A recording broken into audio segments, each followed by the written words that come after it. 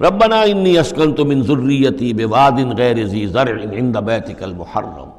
اے رب ہمارے،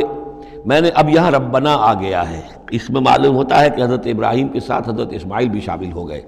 ابھی تک اس میں رب چل رہا تھا۔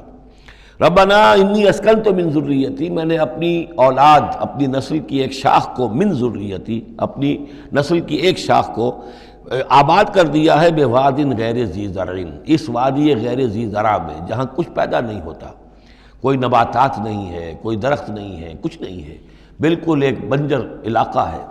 کوئی پیداوار نہیں، عند بیتک المحرم، تیرے پاک گھر کے پاس، تیرے محترم گھر کے پاس۔ جیسا کہ میں نے پہلے بھی عرض کیا تھا، بات صحیح یہی معلوم ہوتی ہے کہ یہ حضرت آدم علیہ السلام کا بنایا ہوا گھر ہے، البتہ یہ کہ امتداد زمانہ سے یہ گر چکا تھا اور کچھ سیلاب کی وجہ سے ساری بہہ گئی تھی اس کی دیواریں،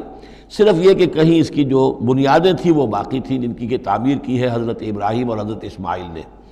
وَإِذْ يَرْفَعُ إِبْرَاهِيمُ الْقَوَاعِدَ مِنَ الْبَيْتِ وَإِسْمَاعِيلُ رَبَّنَا تَقَبَّلْ مِنَّا إِنَّكَ أَنْتَ السَّمِيعُ الْعَلِيمُ۔ تو تیرے اس محرم اور محترم گھر کے پاس میں نے لا کر اپنی نسل کی ایک شاخ کو آباد کر دیا ہے، بنا لے یقیم الصلاۃ، اس لیے کیا ہے تاکہ یہ نماز قائم کریں۔ فَاجْعَلْ أَفْئِدَةً مِّنَ النَّاسِ تَهْوِي إِلَيْهِمْ، تو اے اللہ اب لوگوں کے دلوں کو ان کی طرف مائل کر دے،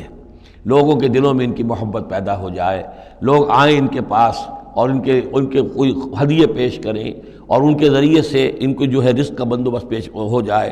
فَاجْعَلْ أَفْئِدَةً مِّنَ النَّاسِ تَهْوِي إِلَيْهِمْ، تو اب کر دے لوگوں کے دلوں کو کہ وہ مائل ہو جائیں ان کی طرف۔ وَارْزُقْهُم مِّنَ الثَّمَرَاتِ، اور ان کو رزق بہم پہنچا میووں کا، لَعَلَّهُمْ يَشْكُرُونَ، تاکہ وہ شکر کر سکیں۔